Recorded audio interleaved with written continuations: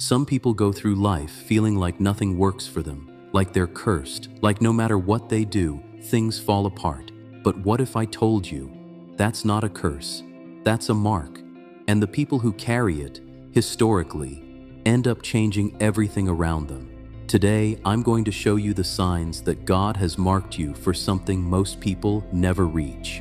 And warning, if these signs describe your life right now, your next few years are going to look nothing like your past. Number 1, the pain that doesn't make sense. Let's start with the sign nobody talks about. Unexplainable pain. Not the kind that has an obvious reason. The kind where your life looks fine on the outside, but inside, something is breaking you down. Joseph had that. He was his father's favorite son. Talented, faithful, did everything right. And then, his own brothers threw him in a pit and sold him like property. No warning, no reason he deserved it, just betrayal out of nowhere. Here's what the Bible doesn't skip over. Joseph didn't get a vision in that pit explaining why. He didn't get a sign that said, "Don't worry, it works out." He just sat there, in the dark, alone. And that is the first sign you are marked by God. The pain has no explanation. Because here's the thing about ordinary problems. They have ordinary causes. But when God is preparing you for something unusual, the breaking doesn't make sense with where you currently are. It only makes sense with where you're going. Romans 8:28 says, "And we know that in all things God works for the good of those who love him, who have been called according to his purpose." Notice it doesn't say some things. It says all things. That includes the pit, the betrayal, the loss you never saw coming. So ask yourself honestly, has something painful happened in your life that you still can't fully explain? A loss, a betrayal, a door that shut for no clear reason. Don't rush past that, because that unexplained breaking is often the first chapter of an extraordinary story. But here's where it gets more specific. Number 2, you don't fit anywhere. The second sign is one that will make you feel seen.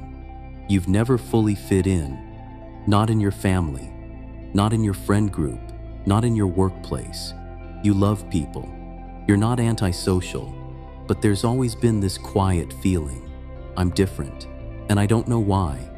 Moses felt this his whole life. Raised in a palace, born from slaves, too Egyptian for the Hebrews, too Hebrew for the Egyptians. He belonged nowhere, and for years, he probably saw that as a flaw. But God used that exact tension. Moses could walk into Pharaoh's court because he knew that world. He could lead the Israelites because that was his blood. His not fitting in wasn't a mistake, it was preparation. When you are marked, you are often built for a world that doesn't exist yet, so of course you don't fit into the current one. The Bible confirms this in 1 Peter 2:9. But you are a chosen people, a royal priesthood, a holy nation, God's special possession. Special possession, not a spare part, not a mistake, a deliberate, specific, chosen creation. The loneliness you feel, it's not rejection, it's separation. There's a difference. Rejection means you weren't good enough for the room. Separation means God pulled you out of the room because he's building you a different one. And I know that's hard to hold on to when you're in it, when you're watching people around you move forward with ease, while you feel stuck, misunderstood, behind. But look at everyone in the Bible who changed history. Almost every single one of them had a season where they felt completely alone. Even David, anointed as king as a teenager, spent years running for his life, hiding in caves, questioning everything. Psalm 22:1, his own words, my God, why have you forsaken me? Why are you so far from saving me?" That's not a weak man, that's a marked man. In the middle of his waiting season, that season wasn't wasted, it was construction. But there's a third sign, and this one is the most dangerous one of all. Number 3, everything keeps getting delayed. You've been waiting for a long time. The dream is clear, the calling feels real, but nothing is moving. And the enemy of marked people isn't failure, it's delay. Because delay makes you doubt. Delay makes you wonder if you heard wrong. Delay makes you start to shrink back into a smaller life just to stop the pain of waiting. Abraham waited 25 years for the promise God gave him. 25 years. He wasn't waiting because God forgot. He wasn't waiting because he did something wrong. He was waiting because the promise was so large, it needed a foundation that took decades to build inside of him. Habakkuk 2:3 says it plainly, "For the revelation awaits an appointed time. It speaks of the end and will not prove false. Though it linger, wait for it. It will certainly come and will not delay. Though it linger, wait for it." God didn't say if it lingers. He said, though it lingers. He already knew the waiting would feel unbearable. And he said, wait anyway. Because here's a truth most people skip. Promotion without preparation is a trap. If Joseph had gone straight from his father's house to the palace, he would have broken under the weight, the pit, the prison, the years of being overlooked. That wasn't punishment. That was the training ground for a man who would one day hold Egypt together. Isaiah 40:31 puts it like this, "But those who hope in the Lord will renew their strength.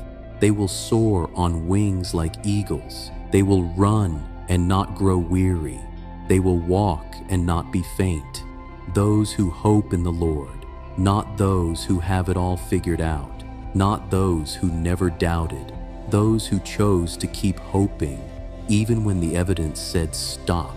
So if you've been delayed, if the promise feels further away today than it did when you first received it, ask yourself this question: am I being delayed or am I being developed? Because those two feel identical from the inside, but they lead to completely different destinations. Here's what I need you to hear before you close this video. The signs of being marked by God don't look like blessings at first. They look like pain that has no reason. They look like not belonging anywhere. They look like delay that feels endless, and the enemy knows this. So he uses those exact seasons to whisper, "You're cursed, you're forgotten, you're behind." But Jeremiah 29:11 says something completely different. "For I know the plans I have for you, declares the Lord.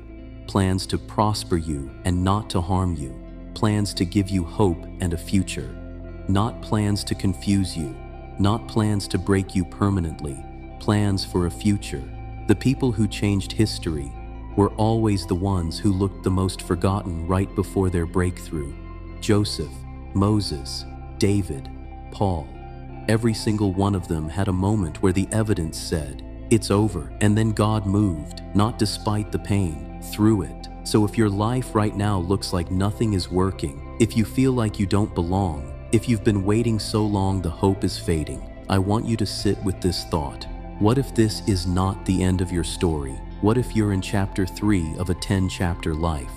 What if the very things that feel like they're breaking you are actually building something in you that the world desperately needs? 2 Corinthians 4:17 says, "For our light and momentary troubles are achieving for us an eternal glory that far outweighs them all." Light and momentary. That's how God sees what you're carrying right now. Not because it doesn't matter, but because He can already see what it's building. The mark of God rarely looks like what we expect, but it always leads exactly where it was promised. Keep going. Your story isn't finished, and the best chapters are still ahead. Share this with someone who needs to hear it today. And drop marked in the comments if you felt this. Or tell me which sign hit you the hardest. I read every single one.